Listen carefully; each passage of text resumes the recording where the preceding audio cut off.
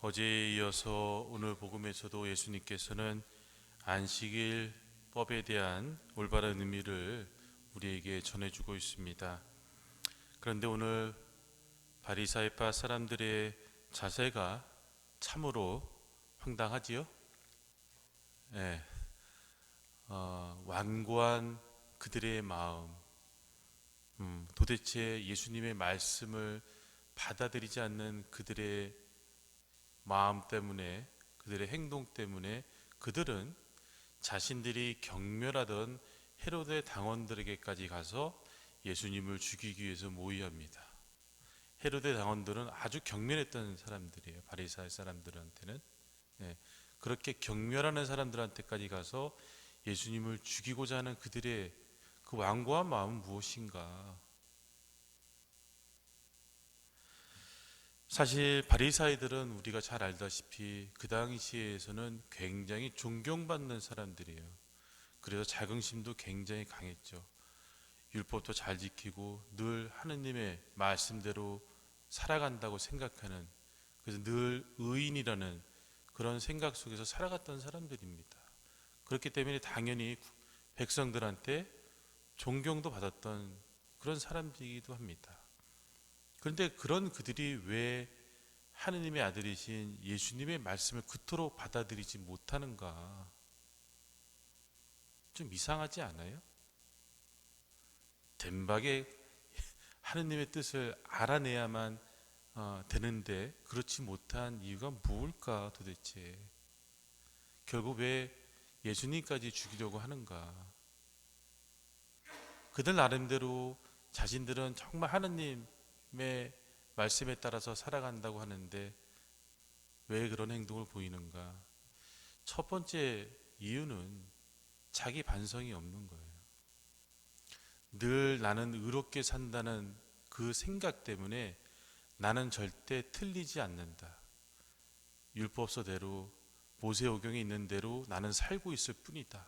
다만 전혀 거기에 없는 얘기를 하는 저 예수는 악이다라고 본 거예요. 나는 선이고 예수는 악이다. 왜 예수님 분명히 좋은 말씀을 해주시는데 왜 악이라고 그럴까? 자기 반성이 없는 거죠. 진정한 자기 반성 없이 그냥 살아왔던 거예요. 나는 그래서 절대 틀리지 않는다. 아집이죠, 아집. 이것은 우리 가톨릭 교회 안에서 있었습니다. 과거 종교개혁이 왜 일어났겠어요? 물론 내부적으로 그런 얘기가 없었던 건 아니에요. 우리 개혁해야 된다, 쇄신해야 된다, 잘못된 점에서 내부적인 고발이 있었어요. 그럼에도 불구하고 받아들이지 않았던 거죠. 그래서 종교개혁이 일어난 거예요. 왜 그런 거예요? 아집이죠. 자기 반성하지 않는 거예요. 어느 종교든 그런 게 다 있습니다. 근데 왜 그런 일들이 벌어나는가? 왜 그런 자기 아집이 생기는가? 나는 선하고 왜 상대방 나와 다른 얘기, 다른 생각하는 사람들을 악으로 생각하는가? 제가 가만히 보면 가진 것이 많을수록 더욱 그래요. 내가 지켜야 될 것이 많을수록 더 그렇습니다. 정답이래잖아요.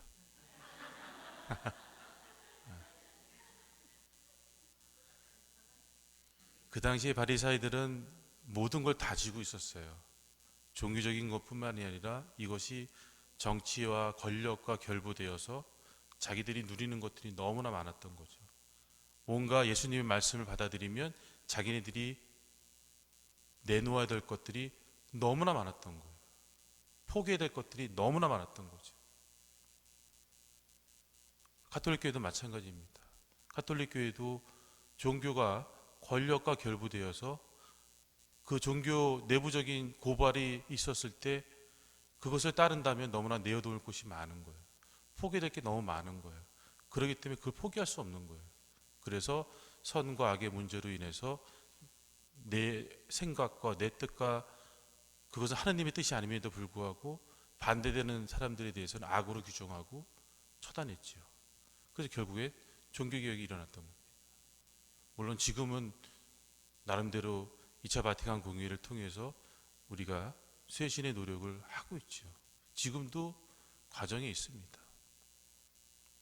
너무나 지킬 것이 많으면 그러한 오류에 빠질 수 있다는 것을 오늘 바리사이들 통해서 우리가 보게 됩니다.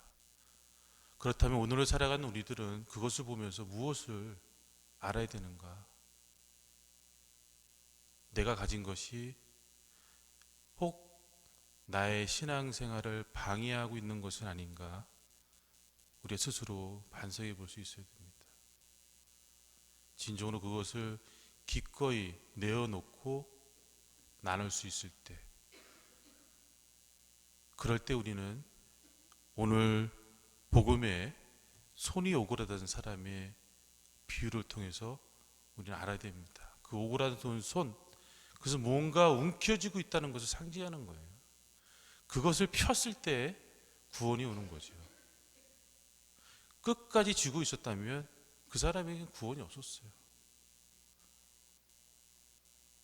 그것을 피는 순간 그 사람은 구원을 받을 수 있었던 겁니다. 얼마 전에 신문에 보니까 이름이 제가 까먹었는데 자신의 모든 재산을 다 기부하고, 사실은 원래 익명으로 그동안 기부를 해왔는데 그 뭐 무슨 세무조사가 뭔가 그것 때문에 알려지게 됐대요. 이렇게 기부했다는 거를. 그 신문 보셨죠? 그리고 어디서 살아요? 나라에서 제공해주는 노인 임대 아파트에서 살고 있어요. 그러면서 너무나 행복하게 말년을 지내는 모습. 저는 이게 불가능한 일은 아니구나 하는 것을 그 사람을 통해서 알 수 있었습니다. 불가능한 거 아니구나. 우리 인간도 할 수 있는 일이구나. 이 손을 피면 되는 거예요. 움켜쥔 걸. 그러면 구원의 길을 우리가 갈 수 있는 것이죠. 그럴 때 진정 하느님의 뜻을 알 수 있다는 거예요. 하느님 뜻을 알고 그것을 실천하면 우리는 구원의 길로 가는 것이죠. 결코 불가능한 일은 아니라는 거 생각하면서 과연 우리는 얼마만큼 많은 것들을 움켜쥐고 있는지, 그럼으로 인해서 얼마나 우리는 하느님의 뜻대로 살아가는 것에 방해되고 있는 것인지 우리 스스로 뒤돌아볼 수 있을 때, 그리고 그것에 대한 통렬한 반성을 할 때 우리는 우리 손을 필 수 있고 그 핀 손으로 하느님의, 예수님의 손길을 잡을 수 있음을 우리가 잊지 않았으면 좋겠습니다.